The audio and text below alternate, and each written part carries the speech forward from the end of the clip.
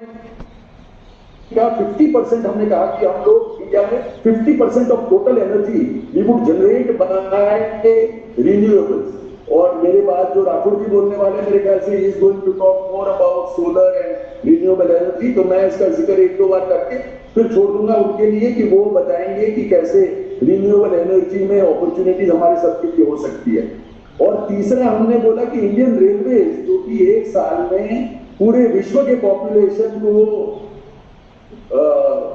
Transport करती है और उसके अलावा गुड्स भी ट्रांसपोर्ट करती है, वो by 2013 7.5 years it would be net zero railway. तो ये 3 प्रॉमिस हमने 2030 के लिए किया है और ये बहुत बड़ी बात है क्योंकि ट्रांसपोर्टेशन एक मेजर CO2 कंट्रीब्यूट करता है। एंड और हमने एक बढ़िया बात की कि by 2070 India would be net zero. और 2070 शायद मैं रहूं ना रहूं, पर हमारे साथ तो यंगर लोग हैं जो मेरे ख्याल से जो मैं आज बात करने जा रहा हूं वो 2070 तक रहेंगे और ये हम लोग जो इंडिया को नेट जीरो बनाने जा रहे हैं उसमें वो हिस्सा लेंगे और वो लोग तब भी रहेंगे 2070 में जब India actually would become net zero. पर इंडिया कैसे नेट जीरो बनेगा? चित्तौड़गढ़ को शुरुआत करनी पड़ेगी, राजस्थान को रास्ता दिखाना पड़ेगा, हमको शुरुआत सबको करनी है, तब जाके कि हमारा स्वप्न साकार होगा। हमने जो ग्लासगो में प्रॉमिस किया था वो सच करना होगा, तो शुरुआत हम लोगों को यहां से करनी पड़ेगी। और मैं समझ रहा हूं कि चित्तौड़गढ़ और राजस्थान में जब हम ये शुरुआत कर रहे हैं तो ये गूंज आगे तक जाएगी और ये तो हम आज शुरुआत करने जा रहे हैं वो मेरे ख्याल से पूरे देश का एक नारा बनेगी। और इसके लिए जो नारा हम लोगों ने इंडिया में पॉइंट किया है वो LIFE है, life which is lifestyle for environment, lifestyle for environment. तो हमारी सबकी लाइफस्टाइल कैसे है एनवायरमेंट कॉन्शियस हो, हम सब कैसे जो हर रोज एक एक चीज करते हैं वो एनवायरमेंट को नजर में रख के करें। Are we contributing to environment or are we taking away something from environment? Are we contributing to global warming or are we working against it? जो देश को नेट जीरो पे ले जाना है उसमें आज जो हमने किया, जैसे आज मैं वहां नहीं आ पाया हूं तो उसका एक तो ये है कि मैं आपसे मिल नहीं पाया और मुझे उसका अफसोस है, पर जो मैं नहीं आया उसके कारण एक जो गाड़ी जाती वहां फ्यूल पे और वापिस आती, वो हमारा जो है वो एटलीस्ट CO2 का कॉन्ट्रीब्यूशन जो हम करते वो थोड़ा सा कम हो गया। तो ये मैं कह रहा हूं कि हमको हर एक्शन देखनी है कि हमारा हर एक्शन जो है वो CO2 को कॉन्ट्रीब्यूट करता है, हम लोग एमिशन बढ़ाते हैं या एमिशन कम करते हैं। और एमिशन जो है वो अभी देखिए कि पर इंडिविजुअल हम सब एक साल में 5 टन CO2 ये वातावरण में छोड़ते हैं और उसका असर जो है वो इतना है कि सुनामी आती है, सही आते हैं, लग जाते हैं, गर्मी बढ़ती है और फ्रेश जो वाटर है उसकी हम लोगों को सबको स्कैर्सिटी महसूस होती है। राजस्थान में तो हम रेगिस्तान में रहते हैं, हम लोगों को पता है पानी की क्या वैल्यू है, हम लोगों को पता है कि गर्मी कितना हमको सता सकती है। तो CO2 यदि हम लोगों को नेट जीरो बनना है तो पूरा एक बैकग्राउंड में दे दूं कि कैसे ये बन सकते हैं हम लोग। और उसके बाद में आऊंगा कि हम सब जो यहाँ बैठे हैं इस हॉल में, हम सब जो 2 दिन में कुछ कर रहे हैं, हमारा यूनिट है, हमारा यदि सीमेंट यूनिट है, हमारा कोई रिसोर्ट है, हम लोग कुछ भी जो कर रहे हैं उसमें एक जवाबदारी में रहे, ये एक स्ट्रेटेजिक और प्रॉफिटेबल डिसीजन। ये नहीं कि हम लोग जवाबदारी या लायबिलिटी रिस्पॉन्सिबिलिटी या कंप्लायंस के तौर पे कर रहे हैं, तो हमको करना पड़ेगा, ये नहीं। We would totally embrace it. आइए और इसकी शुरुआत मुझे आप लोगों से करनी है कि हम लोग सब लोग मिलकर शुरुआत करें कि नेट जीरो को टोटली एम्ब्रेस करें। इसलिए नहीं कि वो हमारे सबके लिए अच्छा है, लॉन्ग टर्म के लिए अच्छा है, आने वाला प्रॉफिट भी उससे बढ़ने वाला है। आज की तारीख में हमको फायदा होगा यदि हम ये कर रहे हैं।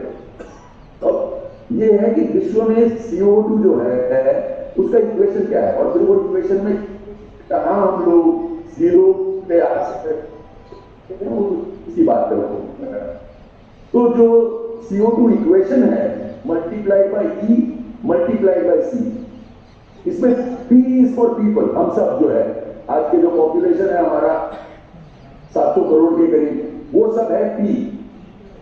ऐसी services that we take every day, जैसे मैंने यहां बत्ती जला रखी है, जैसे मैं आपसे बात कर रहा हूं, जैसे मेरा कंप्यूटर ऑन है, जैसे आप लोगों ने वहां लाइट जला रखी है, आप लोग कल खाना खाएंगे, आप यहां से कोई और लोकेशन पे जाएंगे, अपने घर पे जाएंगे, क्या क्या सर्विसेज हम हर रोज इस्तेमाल करते हैं। टेलीविजन हमने चला लिया, और वो सर्विसेज पे कितनी एनर्जी यूज होती है हर सर्विस पे। यदि मैं टीवी चलाता हूं तो उसमें एनर्जी यूज करता हूं, यदि मैं अपनी गाड़ी लेके वहां आता हूं तो मैं एनर्जी यूज करता हूं, यदि मैं अपना एयर कंडीशनर चलाता हूं तो इसमें एनर्जी यूज करता हूं, यदि मैं कोई मशीन चलाता हूं तो उसमें एनर्जी यूज करता हूं। और वो एनर्जी जो है वो कितना CO2 पर यूनिट निकालती है, और वो CO2 गैस एमिशन कितना होता है, ये PSEC डिसाइड करता है कि टोटल CO2 एमिशन क्या है दुनिया में। और इसमें देखिए P और S को कंट्रोल करना मुश्किल है, ये ऊपर क्यों आ जा रहा है। पॉपुलेशन हम कितना भी करें, एस्टिमेट है कि 700 करोड़ से हम 800 करोड़ की ओर जा रहे हैं, और पॉपुलेशन अभी कोई कम होने की ट्रेजेक्टरी में नहीं है पूरे विश्व के लिए। दूसरा, और हमारी लाइफस्टाइल बढ़ रही है, हमारी लाइफ स्पान बढ़ रहा है, हमारा हेल्थ केयर बढ़ रहा है, इवन कोरोना जैसी आपत्ति ने हमारे डेथ्स को मिनिमम कर दिया क्योंकि हम लोगों ने वैक्सीन दी। तो हम हेल्थ केयर के द्वारा, अच्छी लाइफ स्पान के द्वारा पीपल तो बढ़ते रहेंगे, और एस जो है सर्विसेज भी बढ़ती रहेगी। आज यदि हम चित्तौड़गढ़ के प्रोग्रेस की बात करें तो कैसे करें कि चित्तौड़गढ़ में कितने घर में पावर है, कितने टेलीविजन यूज करते हैं, इनको इंटरनेट का कनेक्शन है, तो जो सर्विसेज हम यूज करते हैं वो एक प्रोग्रेस का प्रतीक है। जैसे गरीब एक लाइट अफ्रीका में स्ट्रीट लाइट पे जाके पढ़ता है, उसके पास खुद की लाइट नहीं है, वहां स्टूडेंट बाहर पढ़ता है। हम लोग जो है अपने घर में लाइट ये पाते हैं, कंप्यूटर पाते हैं, एयर कंडीशनर पाते हैं, तो ये प्रोग्रेस की निशानी हर गरीब का स्वप्न है, हर देश का स्वप्न है कि उसकी जो जनता है उसको अच्छी सर्विसेज मिले। तो P और S जो ये इक्वेशन का पार्ट है वो तो बढ़ने वाला है, और बढ़ना चाहिए, क्योंकि हम सब हमारे सबके लिए उसकी अपेक्षा रखते हैं। पर E और C में स्कोप है, एनर्जी हम कैसे एफिशिएंटली यूज करें। जैसे मैं बल्ब यदि जलाता हूं क्योंकि मुझे रोशनी चाहिए तो चाहिए, पर वो बल्ब मैं LED यूज कर सकता। मैं यदि एक स्कूटर, मुझे पता है कि जब आप लोग आपकी उम्र के थे, यंग थे, स्कूटर चलाते थे, तब जो माइलेज मिलता था और आज की तारीख में जो स्कूटर है उसका माइलेज मिल रहा है वो क्या मोर एफिशिएंट है। तो हम एफिशिएंसी की ओर बढ़ते जा रहे हैं, और एक एस्टिमेट यह है कि एफिशिएंसी के द्वारा हम CO2 एमिशन को 50% कम कर देंगे। पर बाकी के 50% का क्या है, एफिशिएंसी है लिमिट, कितना आप कर पाएंगे। आपका जो मशीन है आप कुछ चलाते हैं, आपके रिसोर्ट में जो आप एयर कंडीशनर यूज करते हैं वो आप एफिशिएंट लेंगे तो वो एनर्जी कंजम्पशन उसका पर आवर कम हो जाएगा, पर एनर्जी तो लेगा। तो इसीलिए हम फोर्थ पे आते हैं C, हर एनर्जी यूनिट पे हम CO2 को, वहां स्कोप है कि ये 4 में से 1 को जीरो कर दे तो पूरी चीज जीरो हो सकती है, और वो वहां है इसको। और CO2 जीरो करने के क्या उपाय है, तो सरकारें काम कर रही है कि कैसे रिन्यूएबल एनर्जी पे जाएं।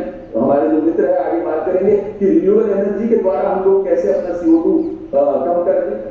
हम अभी जो गैस के द्वारा या कोल के द्वारा या क्रूड के द्वारा जो निर्माण करते हैं उसमें कैसे रिन्यूएबल एनर्जी जाए। तो इलेक्ट्रिसिटी जो हम लोग रिन्यूएबल एनर्जी से करेंगे उसमें CO2 फुटप्रिंट कैसे मिटा देंगे। दूसरा, हम लोग यदि CO2 के प्रति और काम करना चाहे तो न्यूक्लियर एनर्जी है जिसमें सरकारें काम कर रही है। फ्रांस में आज की तारीख में 70% power come from nuclear, and nuclear में सेफ्टी की बात है, बाकी के कंसर्न है, पर न्यूक्लियर सबसे कम मटेरियल में सबसे ज्यादा पावर और क्लीन पावर करने की एक क्षमता रखता है। और वर्ल्ड ओवर जो एक्सपेरिमेंट हुए हैं उसमें पता लगा है कि न्यूक्लियर में कम से कम डेथ हुई है। तो न्यूक्लियर एक ऑप्शन है। रिन्यूएबल जो हमारे पास आसपास है, नजदीक है, आसान है, अभी कर सकते हैं, वो वाला यूरेनियम मिलना मुश्किल है हमारे लिए, पर हमारे को दूसरे देश पे डिपेंड करना पड़ेगा। पर यदि हम लोग खुद रिन्यूएबल करना चाहें, मेरे मित्र और बात करेंगे इसके बारे में, हम लोग खुद भोपाल म्युनिसिपल कॉर्पोरेशन में उनके जो पंपिंग रिक्वायरमेंट थी पूरे म्युनिसिपल कॉर्पोरेशन की, उसमें से ज्यादातर सोलर में कन्वर्ट कर रहे हैं। एंड एज वी स्पीक हम लोग वो प्रोजेक्ट का बिल्डिंग प्रोसेस में है जहां की 20 मेगावाट उसमें से कन्वर्ट हो जाएगा और रिन्यूएबल एनर्जी जाएगा। मैं 2 स्मार्ट सिटी के बोर्ड पे हूं और वो स्मार्ट सिटी में हम जो भी निर्णय करते हैं, जब भी करते हैं, तब हमेशा सोचते हैं कि इससे हम लोग स्मार्ट ही काम कर रहे हैं। स्मार्ट सिटी का नाम है, स्मार्ट तो बनना पड़ेगा। चित्तौड़गढ़ में हम क्या क्या चीज स्मार्ट कर सकते हैं, और स्मार्ट वो नहीं है कि जो हमारे लिए अभी के लिए अच्छा है, पर स्मार्ट वो है जो कि इंडिया को कल नेट जीरो पे ले जाएगा और उसके द्वारा भी प्रोग्रेस करेगा। नेट जीरो से भी नेट प्रॉफिट करेगा, वो हम कैसे करें, वो हमको देखने वाली बात है। और ये जो PSEC का एक इक्वेशन है जिसमें CO2 पे हम लोग काम करने जा रहे हैं और एफिशिएंसी पे, वो अब हम लोग हर कोई इस पे क्या कर सकता है, ये सुनने के बाद मेरे ख्याल से आज हम सब थोड़ा सा ये सुन के चले न जाए। मेरी सबसे इंतजा है कि आप लोग हम सब मिलकर वो नक्की करें कि हम कल से क्या करेंगे। Would be end up motto of life which is lifestyle for environment, ये हम करने जा रहे हैं। और ये करने की हम लोग आज ठान लेते हैं तो एक पहला स्टेप हो गया कि हम लोग नेट जीरो देश बन सकते हैं। आज की तारीख में पूरे विश्व में सिर्फ भूटान एक ऐसा देश है जो नेट जीरो है, और उसका डेवलपमेंट ट्रेजेक्ट्री वो लोग GDP की जगह ग्रॉस नेशनल हैप्पीनेस को इंडेक्स मानते हैं। वो अलग तरीके का काम है। हम लोग अपना प्रोग्रेस जारी रखते हुए, अपनी जो लाइफस्टाइल जारी रखते हुए, उसमें बदलाव करके अपना प्रोग्रेस फिर भी कैसे करें उसके बारे में बात करेंगे। तो अब थर्ड और last part of my talk पे आता हूं कि हम सब इसमें कैसे नेट जीरो में कंट्रीब्यूट कर सकते हैं, क्योंकि इंडिया नहीं कर सकता यदि चित्तौड़गढ़ नहीं करेगा, इंडिया नहीं ये बन सकता यदि राजस्थान नहीं करेगा, और यदि हम लोगों ने राजस्थान के रेगिस्तान में ये कर दिया कहीं भी और ये हम लोग कर पाएंगे। तो इसमें हमारे लिए क्या 3 मैं मुद्दे देख रहा हूं। एक तो एक जो हम लोग आज कर रहे हैं वो सब चीज कैसे हम लोग एफिशिएंटली करें। हमारा आज का जो व्यवस्था है, हम आज जो कर रहे हैं, हमारी आज की जो लाइफस्टाइल है, उसमें एमिशन कैसे कम करें। तो कैसे कर सकते हैं, आप हर रोज अपने घर में चेक करें कि आप कभी पंखा खुला नहीं छोड़ देते हैं, आप AC चला के कुछ और नहीं कर देते, आप एनर्जी को बिल्कुल एफिशिएंटली यूज कर रहे हैं, और आपके जो बल्ब है वो LED है कि नहीं। LED के द्वारा इंडिया ने एक बहुत अपना कार्बन का फुटप्रिंट कम कर दिया है, उसमें आपका योगदान है। हमारे पूरे चित्तौड़गढ़ में कितने ऐसे बल्ब है क्योंकि LED नहीं है, कितना लाइटिंग ऐसे होता है जिसमें हम LED यूज नहीं करते, उसको हमको आज करना है। दूसरा, एनर्जी एफिशिएंट इक्विपमेंट है हमारे पास। एयर कंडीशनर यदि बहुत पुराने हैं तो उसको बदलने का सोचना पड़ेगा, क्योंकि आज के एनर्जी एफिशिएंट जो एयर कंडीशनर्स हैं, आज के जो एनर्जी एफिशिएंट पंखे हैं, वो हम कैसे ले आएंगे, कूलर है, उसके द्वारा हम लोग आज की तारीख में कैसे इलेक्ट्रिसिटी कम यूज करें, कैसे एनर्जी कम यूज करें, हम लोग लीकेजेस है वो कैसे बंद करें। अभी आज मैं बात कर रहा था, इसके बारे में बात करना,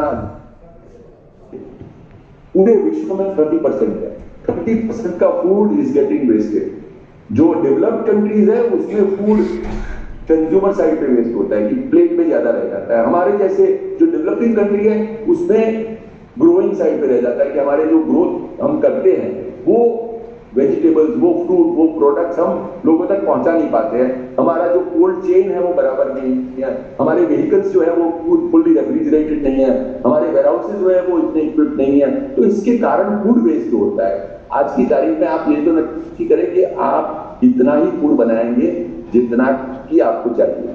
आज हम लोग ये फंक्शन करने जा रहे हैं, आई वुड रिक्वेस्ट कि आप अपनी प्लेट में इतना ही तो नहीं खाते हैं, आप खुला तो कुछ नहीं छोड़ देते हैं। और ये करके हम लोग कोशिश करें कि हमारा जो एग्जिस्टिंग एक्टिविटी है, एग्जिस्टिंग इंफ्रास्ट्रक्चर है, वो एनर्जी एफिशिएंट बने, कम से कम एनर्जी यूज करें, और हमारी जो सोर्सिंग है वो लोकल और नियर बाय चीजों से है। जैसे मुझे चित्तौड़गढ़ से कुछ मिल रहा है तो मुझे वो बांसवाड़ा से लाने की जरूरत नहीं है, बांसवाड़ा से मिल रहा है तो बेंगलोर से लाने की जरूरत नहीं है, क्योंकि जितना दूर से मैं चीजें लाता हूं उतना ही ट्रांसपोर्टेशन बढ़ता है, उतना ही मेरा डीजल की खपत बढ़ती है, उतना ही मेरा जो फॉसिल फ्यूल बेस्ड मैं ट्रांसपोर्टेशन यूज करता हूं उसमें जाके मुझे अपने CO2 को बढ़ोतरी होती है, कमी नहीं होती है। तो जो भी एग्जिस्टिंग एक्टिविटी, ये लाइफस्टाइल अपनाइए। हर रोज अपने आप को सवाल करिए कि आज मैंने CO2 कॉन्शियस वे से बिहेव किया कि नहीं। आज मैं इंडिया को नेट जीरो की ओर लाने में एक स्टेप मैंने आज किया कि नहीं, क्योंकि हम सबको 130 करोड़ की जनता को हर रोज स्टेप लेने हैं जिससे कि नेट जीरो की ओर पूरा देश चल पड़े। दूसरा, जो भी नई एक्टिविटी करने जा रहे हैं उसमें कैसे नेट जीरो ले आए। आप यदि नया कंस्ट्रक्शन कर रहे हैं तो आपके कंस्ट्रक्शन में आप कैसे एनर्जी एफिशिएंट बिल्डिंग बनाएं। यदि आप रिसोर्ट बना रहे हैं तो कई कस्टमर्स होते हैं मेरे ख्याल से जो बाहर जाते हैं तो भी अपनी इलेक्ट्रिसिटी की लाइट में बंद नहीं करते हैं। तो अभी तो काफी कमरे में ऐसा है कि आप जब भी निकालेंगे चाबी तब अपने आप सब बंद हो जाएगा 2 मिनट। आपके यहाँ वो है कि नहीं है तो वो इंस्टॉल कर लीजिए। यदि आपके यहाँ जो भी एनर्जी यूज है, हमारे यहाँ जो अभी इस कमरे में बैठे हैं उसमें से कितने लोगों की रिक्वायरमेंट पावर की एटलीस्ट सोलर से आती है। मेरे मित्र वो उसके बारे में और बात करेंगे, पर मैं कह रहा हूं कि आज हम सब प्रण लें कि हम जो अपनी एनर्जी की रिक्वायरमेंट है वो एटलीस्ट 1/3 सोलर से लिया है। उससे ज्यादा करनी चाहिए, पर 1/3 इसलिए क्योंकि ग्लोबली पूरे विश्व में आज की तारीख में 2/3 energy gets generated by fossil fuel and 1/3 gets generated by renewable energy. तो हम 1/3 पे तो ले आए। इंडिया में तो हमने प्रण दिया है कि by 2030 50% of our energy would come from renewable. तो उसमें चित्तौड़गढ़ कैसे एक फर्स्ट स्टेप ले सकता है, उसमें हम सब कैसे नक्की कर सकते हैं कि आज की तारीख में we would match at least 30% and go up to 50% and we would do it consciously. हम लोग हर रोज सोचेंगे कि भाई कैसे हम लोग रिन्यूएबल एनर्जी के प्रति जाए, मिनिमलिस्टिक और जो भी जरूरी नहीं है वो लाइफस्टाइल ना करें। Lifestyle is lifestyle for environment. तो आपके जैसे बिल्डिंग में आप कहीं 15 मटेरियल यूज करते हैं तो इतनी जरूरत है क्या? आप फॉल सीलिंग करते हैं, जरूरत है क्या? क्योंकि जो जो मटेरियल आप यूज करते हैं वो हर एक कार्बन एमिशन होती है। आप उसके ऊपर यदि वॉलपेपर लगाते हैं, आप उसके ऊपर यदि और ब्यूटिफिकेशन करते हैं,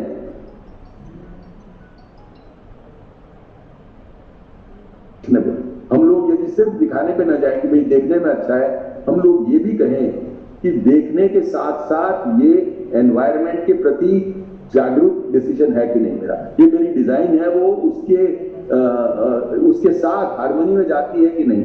यदि उसके अगेंस्ट जाती है तो प्लीज इसके बारे में सोचिए कि हम लोगों को ये करना या नहीं करना। बिल्डिंग जो है वो एक बार बन जाने के बाद यदि हम तोड़ दें और उसको फेंक दें तो वो वेस्ट हो जाता है। तो उसको कैसे हम लोग ऐसा मटेरियल करें जो कि वो रिसाइकलेबल हो, रीयूजेबल।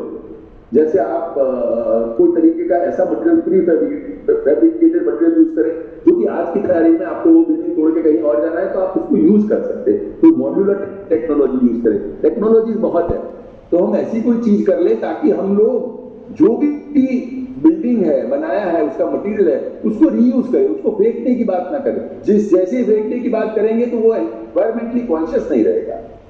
और तीसरा और सबसे जो मुझे करीब है मेरे दिल के वो point, which is the last point of this discussion, is कि ये प्रॉब्लम है वो यूथ सॉल्व करे, मैंने आप में जो हमारे में से यंग है और जो लंबा जिएंगे 2070 तक इंडिया को देखेंगे जीरो कार्बन होते हुए, उन लोगों को एनकरेज कैसे करें, इनोवेशन कैसे लाए। मैंने जो कही वो तो बात मेरी है, पर हर राजस्थान का वो लड़का, हर चित्तौड़गढ़ का एक इंजीनियर वो सोचे कि मैं कैसे इसमें इनोवेशन कर सकता हूं। मैं यदि फ्यूल जो है वो लोकल कोई ऐसी वनस्पति है जिसका रस मैं यूज कर सकता हूं और उससे अपना स्कूटर मोटरसाइकिल चला लूं।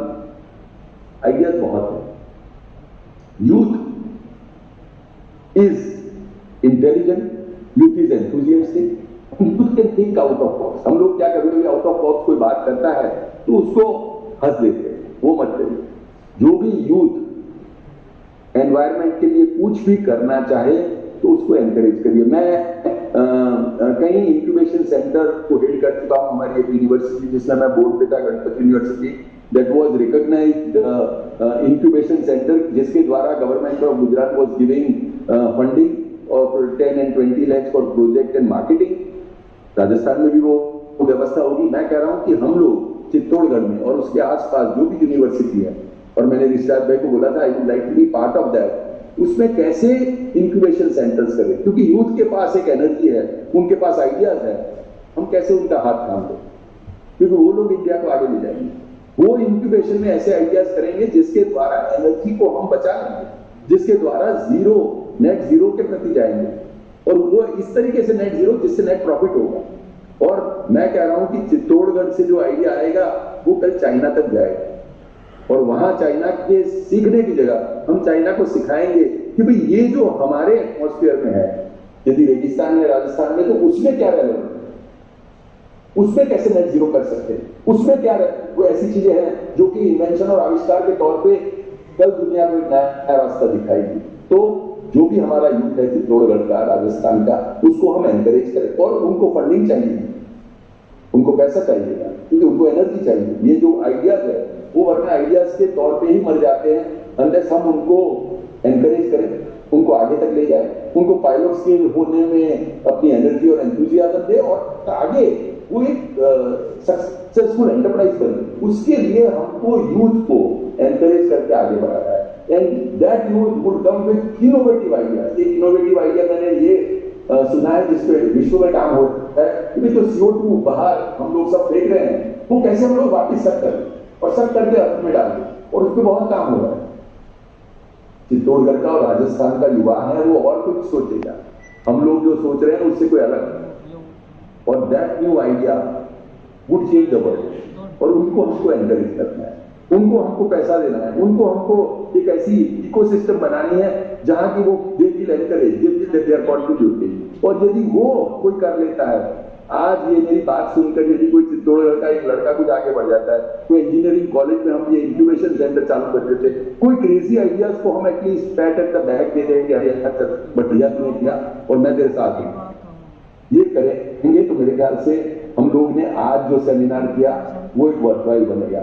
और हम लोग सिर्फ बात सुन के आगे ना जाए, पर उसने कोई एक एक्शनेबल पॉइंट्स बनाए। मैं इनफैक्ट आपके साथ आने वाला था कि एक हम लोग इसके बाद कोई एक कैलेंडर बनाए कि कैसे चित्तौड़गढ़ को हम लोग नेट जीरो बनाएंगे, कैसे Chittorgarh can be a beginning, कैसे Rajasthan can be a beginning. क्योंकि यदि इंडिया को जाना है नेट जीरो पे, तो कैन राजस्थान से that we would be the first state in India to be net zero, can Chittorgarh से दैट हम लोग पहले नेट जीरो बनेंगे। इंडिया भले 2070 में बनेगा, हम लोग 2050 में प्लान कर रहे हैं। ये एंथुसियाज्म मेरे ख्याल से इस सेमिनार से जागे, आप सबका ग्रोथ हो, आप सब ये ऐसा एक जो नई सोच है वो लेके जो ये समिट आई है, उसमें मैं आपको सबको अपनी ओर से अपनी बेस्ट विशेष देता हूं। एंड मैं नहीं आ पाया, पर मैं ऋषिराज भाई को बोलता हूं कि जल्द से जल्द कैसे मैं वहां आऊं और आप लोगों से मिलूं, उसका कोई आयोजन करें। And I am looking forward to that. Thank you so much.